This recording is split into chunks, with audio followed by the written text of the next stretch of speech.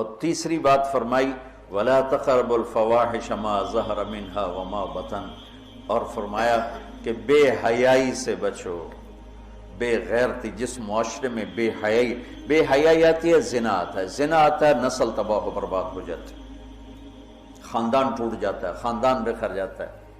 ہمارے مسائل اور ہیں، ہماری پریشانی ہماری بددیانتی، کھوٹ، جھوٹ کی وجہ سے کچھ نہ کچھ ہمارا فیملی سسٹم پھر بھی موجود ہے، لیکن یورپ تباہ ہو چکا ہے، مغربی ملک تباہ ہو چکے ہیں کہ ان کا فیملی سسٹم ٹوٹ چکا ہے، وہاں نہ کوئی ماں ہے، نہ کوئی باپ ہے، نہ کوئی بھائی ہے، نہ کوئی بہن ہے، نہ کوئی بیٹی ہے، نہ کوئی بیوی ہے، وہ انتہائی کرب کا شکار ہے۔ مجھے ڈاکٹر ملا، میں امریکہ سے آیا ہوا تھا، رائمنڈ ملا، میں نے کہا تم کس چیز کے ڈاکٹر؟ میں بچوں کا ڈاکٹر ہوں، نفسیاتی مریض۔ میں نے کہا ہے بچے بھی نفسیاتی مریض ہوتے ہیں؟ کہ اتنے مریض ہیں کہ میری لسٹ 6 مہینے بعد ڈیٹ ملتی ہے، میری لسٹ میں 6 ماہ بعد اس کا نمبر آتا ہے، اتنے مریض ہیں لائن۔ میں نے کہا اس کی کیا وجہ ہے؟ کہا ماں باپ نہیں ہیں۔ باپ تو ہوتا ہی نہیں ہے، بوائے فرینڈ ہے، جب وہ حمل ہوتا ہے وہ چھوڑ کے بھاگ جاتا ہے، وہ کسی اور لڑکی کو لے لیتا، اکیلی لڑکی بچہ جانتی ہے، پھر اس نے جاب کرنی ہے، اپنا گھر چلانا ہے، تو بچوں کو چھوڑتی ہے۔ وہاں وہ کیئرنگ بنے ہوئے ہیں ہاؤس، جہاں یہ پورا کاروبار ہے کہ بچوں کو وہاں چھوڑ کے چلے جاؤ، وہاں بچے کے پاس ماں نہیں ہے، باپ نہیں ہے، بہن نہیں ہے، بھائی نہیں ہے، وہ آنکھ کھولتا ہے تو ایک غیر مانوس ماحول میں ہوتا ہے۔ کہا ہم وہاں جہاں یہ بیبی کیئرنگ بنے ہوئے ہیں سینٹر، وہاں دیواروں کے اوپر فوم لگا ہوا ہے، چونکہ بچے ٹکرے مارتے ہیں دیواروں میں، اپنا سر پھاڑ لیتے ہیں، تو وہ ہم سے زیادہ تباہ معاشرہ ہے کہ وہاں بوڑھے کی زندگی نہیں ہے، جوان کی زندگی نہیں ہے، عورت کی زندگی نہیں ہے، مرد کی زندگی نہیں ہے، اور یہ وہ یہاں تک پہنچے بے حیائی، عورت کو ننگا کیا تباہ ہو کے، عورت کو مرد کے ساتھ بٹھایا تباہ ہو کے۔ میرے رب نے حد فاصل کرا، عورت الگ جنس ہے، مرد الگ جنس ہے، عورت کے لیے گھر کی زندگی ہے، مرد کے لیے بازار کی زندگی ہے۔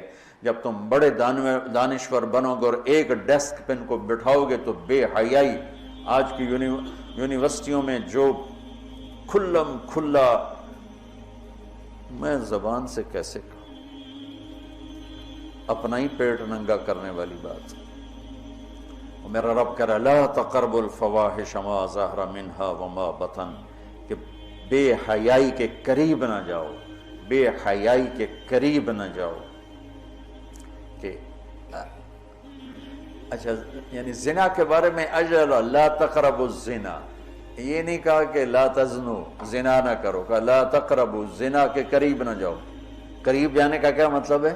بے پردگی، آوارگی، مکس گیدرنگ، عورتوں کے چھوٹے کپڑے، اور اب جسم کو ننگا کرنا، نمائش کرنا۔ یورپ کی عورت بیچاری کو تو پتہ نہیں ہے، وہ نہ ماں ہے، نہ بیٹی ہے، نہ بہن ہے، نہ بیوی ہے، وہ ایک ٹیشو پیپر ہے، استعمال کر کے پھینک دیا جاتا ہے۔ مغرب کی عورت انتہائی مظلوم ہے، دیکھنے میں وہ نظر آ رہا ہے آزادی نہیں ہے، اللہ کی قسم کربناک زندگی ہے، کربناک زندگی۔ اس لڑکی کا کیا حل ہوگا جو 11 سال کی عمر میں اپنا خاوند ڈھونڈنا شروع کرے اور 20 نوجوان اسے استعمال کر کے پھینکتے چلے جائیں، اس کی کیا زندگی ہوگی؟ اور اس نوجوان کی کیا زندگی ہو جو بیوی کی تلاش میں دھکے کھا مر جائے اور اسے کوئی وفادار لڑکی نہ ملے۔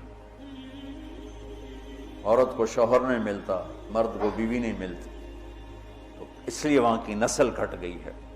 تو میرا رب کہتا ہے لا تقربو، لا تقربو کا مطلب ہے کہ جو چیزیں بدکاری کو ہوا دیتی ہیں وہ ہے مرد عورت کا کھلا اختلاف، عورت کی بے پردگی، اور عورت کا کپڑوں سے باہر آ جانا۔ مرد پورے کپڑوں میں اور عورتیں ٹانگیں ننگی کرتی جا رہی ہیں، رانیں ننگی کرتی جا رہی ہیں، بازو ننگی کرتی جا رہی ہیں، کوئی تو عقل کی بات ہو۔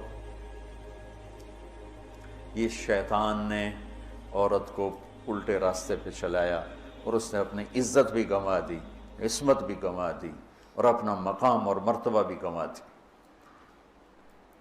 تو شرک نہ کرو، والدین کے ساتھ احسان کرو، فرمایا بے حیا نہ بنو، بے حیا نہ بنو، بے غیرت نہ بنو،